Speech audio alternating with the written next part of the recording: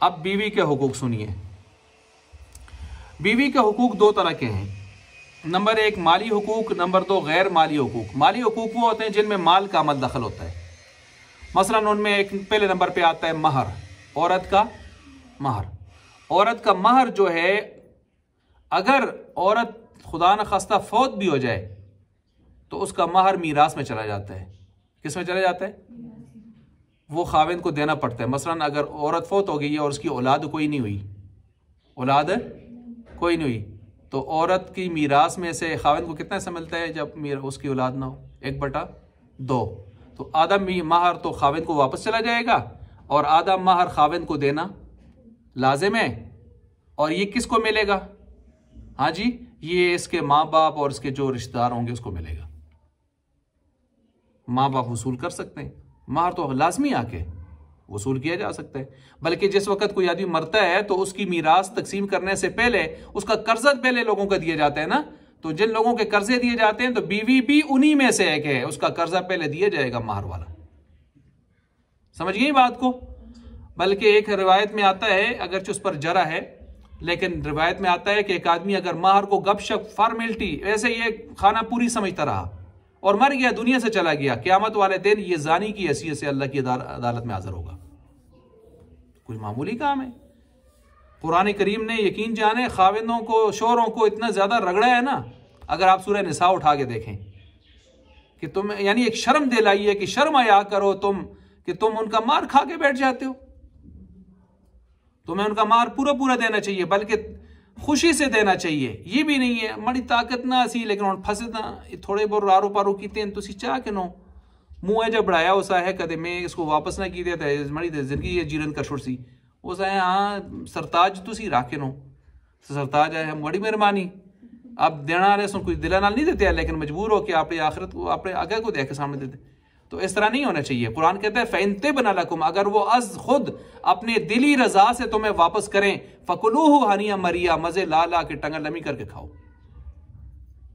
फ़कुलूहु हनियम मरिया। और दुनिया में सबसे पाकीज़ा माल जिसमें शिफा भी मिल सकती है लाइलाज मरीज को, वो महर का माल होता है। कौन सा माल होता है? महर का माल होता है। खैर इसके लंबे चौड़े मसाइल हैं, मैं उस तरफ नहीं जाता। मैंने तो कुछ चीज़ें आपके सामने वाज़ेह करनी। ये इसका इतना बेहतरीन पक्का हक है जिसको हम गपशप समझते हैं। अक्सर औरतों के महर कब्रों में चली जाती हैं, पीछे कोई लेने वाला नहीं होता, हवा हो जाता है। क्या हो जाता है? हवा हो जाता है। मार कस देते कह दे जी, कस देते के तो जिस वक्त आप ये देखे न ताने बच्चियां दा पेड़ा दा तो उसले खलते उन्हें डालता भी ना जी मार है कैंसा मार के कैंसा मार। और जब देने की बात आती है कहते हैं जी कस देते हैं कह दिया। नंबर 2 नफका। नफका से मुराद है जो उसका खर्चा होता है ज़िंदगी गुजारने का, उसके कपड़े हो गए, हाँ जी कपड़े हो गए, उसके रोज़ाना का खाना पीना हो गया। बल्कि बाज़ उलमा फरमाते हैं उसकी दवाई शाही, बाज़ उलमा दवाई शाही नहीं लाते इसमें, लेकिन यह है कि उमूमन इसमें दवाई को भी लाया जाता है। उसकी सेहत के मसाइल, जिस्मानी ज़रूरतें, सेहत की ज़रूरतें, इस तरह के जितने अखराजात हैं। यहाँ तक कि अगर वो औरत रोज़ाना कुछ टाफ़ी शाफ़ी बबल चिंगन शिमन खाने की शौकीन है, पापड़ शापड़ ना खा ले, तो वो ख़र्चा भी थोड़ा बहुत जब खर्ची अपनी इस्तात के मुताबिक हो उसको देना चाहिए। समझ आ रही है बात? अच्छा। नंबर 3 रिहाइश। अपनी इस्तात के मुताबिक उसको क्या देनी चाहिए? रिहाइश। ज़रूरी नहीं कि हर एक कोठरी बनाएगा, बड़ी कोठरी बनाएगा, कोई कोठरी भी बना सकता है, कोई आमसा मकान भी बना सकता है। जितनी अपनी इस्तात है उसके मुताबिक दे उनको हक। अच्छा जी, ये तो हो गए माली हुकूक। कौन से हो गए? माली हुकूक। और गैर माली हुकूक में मसलन अदल इंसाफ रखे, अदल इंसाफ का दामन हाथ से न जाने दे। हुस्ने सलूक रखे। नंबर 2 अच्छा सलूक रखे। खाम बार का प्रेशर ला के घर में न उतारे, बार का प्रेशर ला के घर में न उतारे। गुस्सा बार आया उठा के घर में दर्ज, ऐसे ना हो। नंबर 3 इज़ार एहसानी से बचे। कुछ लोग अपने बीवियों को, अपने घर वालों को तकलीफ देने में अपना दिल ठंडा करते हैं। ये मूजी है, सपादा पुत्र है जो इस तरह के काम कर रहा है। इसको सिर्फ ये एक जगह मिली है। सुने भाई, मुफ्ती आज़म पाकिस्तान मुफ्ती मोहम्मद तकी उस्मानी साहब क्या खूब इरशाद फरमाते हैं, बड़े शर्म की बात है लोगों कि एक बच्ची जिसने बड़े नाज नखरे से पाली पोसी लोगों ने, वालिदैन ने, और वो जवान हुई, उसकी तरबियत की, इल्म दिया, अपना जिगर काट के तुम्हें दिया, फिर दिया ही नहीं 7 लाखों का तुम्हें ढेरों माल दिया, अपना जिगर काट के तुम्हें दिया, ढेरों माल साथ दिया, तुम्हारे घर में पहुंचा के वो अल्लाह के आसरे पे चुप होके रोते रोते बैठ गए सब्र करके, और तुम तन्हाई में उस पर जुल्म करो, ज्यादती करो, हाथ उठाओ, कहां तुम कितने बड़े मुजरिम हो। समझ आ रही है बात? अच्छा, इसी तरह जो है आखिरी वसीयत आप इस्लाम की क्या थी दुनिया से जाते हुए? अस्सलाह वमा मलकत ऐमानुकुम, नमाज न छोड़ना मेरी उम्मत, नमाज न छोड़ना मेरी उम्मत, वमा मलकत ऐमानुकुम, अपने माताहतों के साथ अच्छा सलूक करना। बीवी भी माताहत में है या नहीं है? बीवी माताहत में है ना, बीवी भी माताहत में है, तो उनके साथ अच्छा सलूक करना। ये दुनिया से जाते हुए आप इस्लाम उम्मत को वसीयत फरमा रहे हैं। आज हम नमाजों का क्या हाल कर रहे हैं, आज आपने माताहतों के साथ क्या हाल कर रहे हैं, अल्लाह माफ़ फरमाए। बादशाह अपनी रियाया पर तबाही उठाई हुई है, उन्होंने तबाही मचाई हुई है। घर का सरबरा अपने घर वालों को जो है वो उनके हुकूक पामाल कर रहा है। इदारे का सरबरा अपने इदारे को तबाह बर्बाद कर रहा है। तो ये आप इस्लाम ने आखिरी वसीयत में ये फरमाया था। अच्छा, फतेह मक्का के मौके पर जो खुतबा दिया था आपने पढ़ा होगा, उसमें आप इस्लाम ने क्या इरशाद फरमाया था? एक बात, और लोगों औरतों के बाबत खैर ख्वाही और नेकी करने के हवाले से मेरी वसीयत कबूल करो। और साथ क्या फरमाया? सुनो, वो पसली से पैदा है। कौन? औरत। किसकी पसली से? आदम अलैहिस्सलाम मर्द की पसली से। कौन सी पसली? सबसे ऊपर वाली। और फरमाया सबसे ऊपर वाली पसली टेढ़ी भी ज्यादा होती है। क्या होती है? टेढ़ी भी ज्यादा होती है। और उसको सीधा करने की कोशिश न करना कि पकड़ के जोरा नाल उसको सीधा करो, तुसी ना कर रखते हो। अगर करोगे तो तोड़ दोगे। तोड़ने का मतलब है तलाक। क्या हो जाएगी? तलाक। गुजारा करो। क्या करो? और फरमाया अल्लाह ने तुम्हारे 2 जुमलों से तुम्हारे हाथ में तुम्हारे माताहत उनको ले आया है, तुम उन पर गोया निगरान बन गए हो, निगहबान बन गए हो। अब तुम उनकी निगहबानी का हक अदा करो, जुल्म ज्यादती न करो। अगर कहीं उनसे कोई मामला हो भी जाए सरजनश करने वाला, तो सरजनश मुनासिब सी कर लो। फिर उसके बाद अगर वो तौबा ताइब हो जाएं, बाज आ जाएं, तो तुम्हें यह हक हासिल नहीं है कि तुम उन पर बागी बन के चढ़ाई करो, बागी बन के चढ़ाई करो। जब वो अपनी हार मान जाएं कि गलती हो गई है, तो फिर तुम्हें क्या करना चाहिए? माफ। फरमाया कि औरत में अगर तुम्हें कुछ खामियां नजर आती हैं तो जरा गौर करो, कुछ खूबियां भी नजर आएंगी। तुम किस पर नजर रख के चलो? खूबियों पर, तो घर बसता रहेगा। अगर खामियां ही पकड़ के बैठ गए तो फिर घर बस सकता नहीं है। और इसी तरह फरमाया कि जिसकी मुताद्दद बीवियां हैं, 1 से 2, 2 से 3 बीवियां, 4 बीवियां हैं, तो फिर उनके साथ वो मुसावात करे। मुसावात कैसे करे? नान, नफका, सुकना। नान खुराक वगैरह, नफका दीगर जो उसके सिलसिले हैं, ठीक है। सुकना उसकी रिहाइश, और बारी। अगर इधर 1 दिन जाता है तो वहां भी 1 दिन, यहां 2 दिन जाता है तो दूसरे के पास भी 2 दिन, ये इसमें बराबरी रखे। हाँ, मोहब्बत कल्बी, दिली मोहब्बत, ये इंसान के इख्तियार में नहीं है। किसी से कम होगी, किसी से ज्यादा होगी। तो इसमें जो चीज़ इख्तियार में नहीं है तो उसमें पकड़ भी नहीं है। आप अलैहिस्सलाम पर यह लाजिम नहीं था बीवियों से मुसावात करना। सुनिए, आप अलैहिस्सलाम पर मुसावात करना बीवियों से लाजिम नहीं था। हम पर लाजिम है, उम्मत पर, लेकिन नबी पर लाजिम। कुरान ने कहा है ना, तुरजी मन तशाउ मिनहुन्ना व तुवी इलैका मन तशा, इख्तियार है। लेकिन आप अलैहिस्सलाम ने सारी जिंदगी फिर भी क्या किया है? इंसाफ, अदल। बल्कि आखिर वक्त था जब आप अलैहिस्सलाम का, और आप परेशान हाल थे, बीमारी के सिलसिले थे, तो आप अपनी बीवियों से पूछते थे आयशा की बारी कब है, आयशा की बारी कब है। तो सारी बीवियां आपस में मिली और मिलकर कहने लगी, हुजूर का दिल चाहता है कि मैं आगे के अय्याम किधर गुजारूं। और खुद कहते नहीं है, इशारा देते हैं सिर्फ। तो क्या ख्याल है हम सारे मिलकर अपनी बारियां किसको हिबा कर दें, गिफ्ट कर दें? आयशा को। तो फिर किधर चले गए हुजूर अलैहिस्सलाम, और आखिर में रूह भी कहां निकली? अल्लाह अकबर। हालांकि आप पर लाजिम नहीं था इस तरह करना, लेकिन आपने उम्मत को बताया कि मैं भी करके दिखाऊंगा। मौलाना अशरफ अली थानवी रहमतुल्लाह अलैह ने दूसरी शादी की। कुछ दिनों के बाद मुरीदों ने कहा, हजरत आपने तो हमारे लिए भी दरवाजा खोल लिया है। तो कहने लगे, नहीं नहीं नहीं, जितनी मुसावात अशरफ अली थानवी करता है तुम कर सकते हो, क्या कहा, मैं जब तरबूजा भी लाता हूं ना घर में, तो तरबूजे के जो छिलके हैं ना वो भी दोनों की बकरियों के लिए बराबर भेजता हूं। समझ आ रही है बात? इतनी मुसावात कर सकते हो तो ठीक है।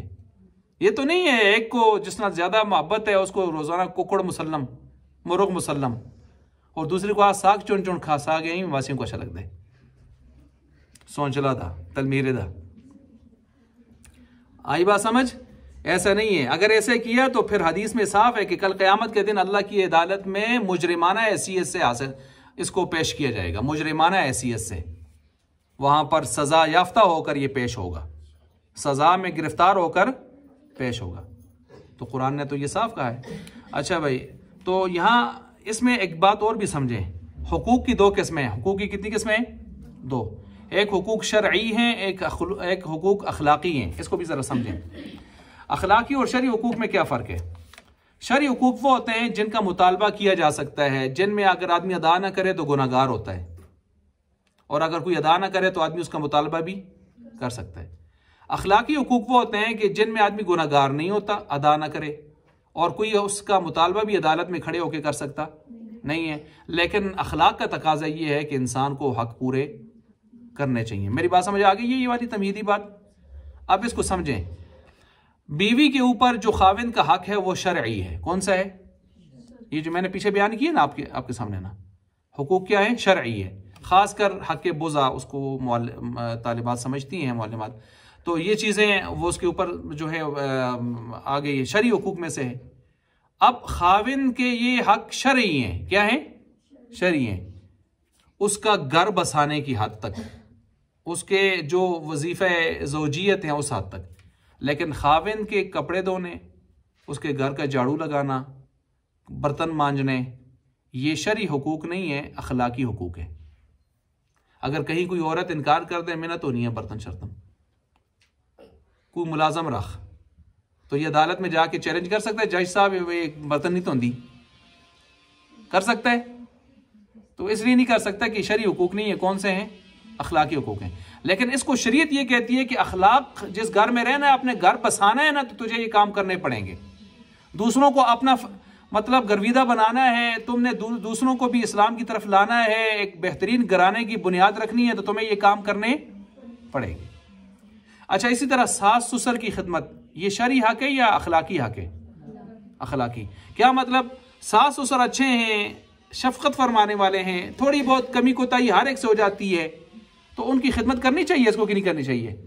करनी चाहिए। लेकिन बात ससा तो बड़ियां डाढ़ियां जुलदी हैं, वो तो तबाही चाट सकती हैं, और एक अरसे तक ये मामला चलता है, यहाँ तक कि उसके लिए ज़िंदगी अजीरन हो जाती है।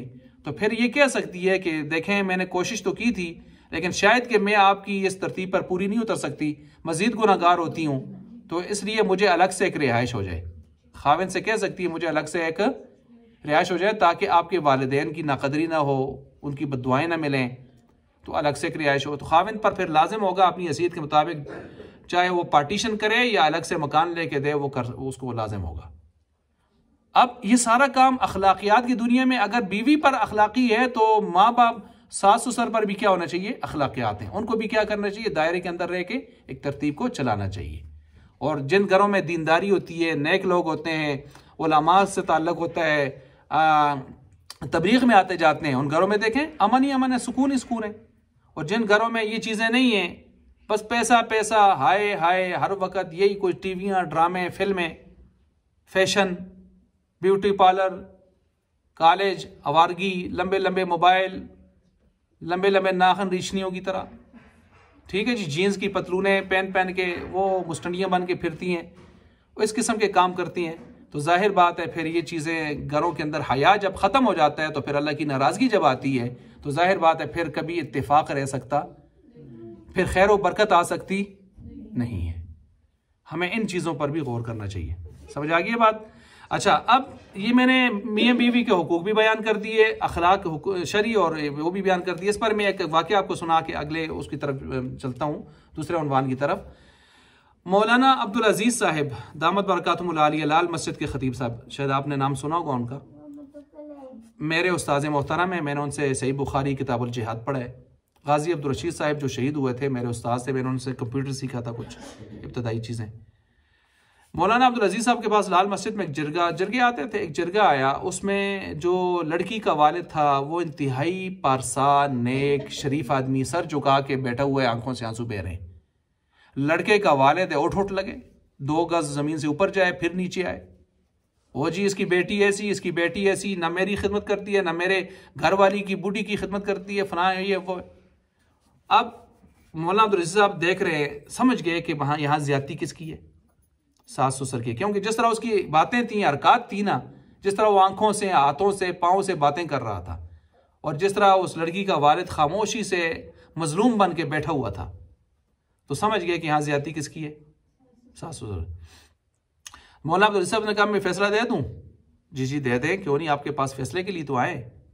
तो कहने लगे फिर फैसला ये है कि आपका बेटा उस लड़की का शोहर अलग से मकान लेके अपनी ज़िंदगी वहाँ तरतीब से गुजारे, आपकी खिदमत अपनी जगह खुद आके करता रहे या मुलाजिम रखे, आपको खर्चा दे, इसका पाबंद है। तो आगे से वो लड़के का वालिद कहता है एक ही फैसला कड़ी शरीत नाल फैसला कर दियो। समझ आ रही है बात? कहा जी आपने अपने बेटे की शादी खुद ही करवाई थी, तो शादी करवा के आपने किसी की बेटी लाई थी, घर बस आया था, अब उजाड़ना आपकी जिम्मेदारी है या आपके लिए ये जायज़ है कि आप उसका घर उजाड़ें? वो भी किसी की बेटी है, वो भी इंसान है। फिर कहने लगे देखो आपकी बेटी है, उसने कहा जी है। उसकी शादी हुई है? जी हुई है। कहाँ है? ससुराल में। कहा उसका भी यही हक है कि अगर उसके सास ससुर उसके साथ ज्यादती करें और वो उनके साथ न रहना चाहे तो शरीयत उसको भी इख्तियार देती है कि अलग से सेटअप कायम करवाए। अच्छा, वे तो बड़ा अच्छा हक है। जब अपनी बेटी का आया तो फिर क्या कहता है, और जब दूसरों की बेटी का था तो कहता है कड़ी शरीयत है। यही आज हमारे यहाँ होता है, किसी की बेटी ब्याह के लाते हैं तो सस आती है, मैं यहीं इशारा कर रहा था कि पैरा तो दौड़ दिया। ससुर आता है मैं खंगा तो मारी खंगना समझ जल्दी करके मुझको तो पानी देना है। और शोर कहता है कि जब दरवाजे से दाखिल हूं तो तुझे सारे काम छोड़ के जो है वो एक स्पाई की तरह मेरे सामने खड़ा होना चाहिए। वो बेचारी कहती है और मैं कस तर खसा था। यही होता है ना। और जब अपनी दूसरों की घर भेजते हैं ना शादी करवा के, तो दुआ हाथ उठा के करते हैं तो को खुदा उठा दी मलका करे, क्या करे? मलका करे, तू सारे तो हुक्मरानी करे। माशाअल्लाह पीर बाबे दी जुलती है, तू तो सारे तो हुक्मरानी करें, सारे का ऑर्डर चलावें, हर एक थोड़े तलो। माशाअल्लाह ये किस किस्म की बातें हैं भाई। जब अपनी बेटियां भेज रहे हैं तो उनके लिए अलग तरतीब है, जब दूसरों की ब्याह की ला रहे हैं वो कोई इंसान दी थी है नहीं। तो ये चीजें हमें खराब कर रही हैं हमारे मुआशरे को। क्यों आपने लिए जावी और रखा हुआ है, दूसरों के लिए और रखा हुआ है।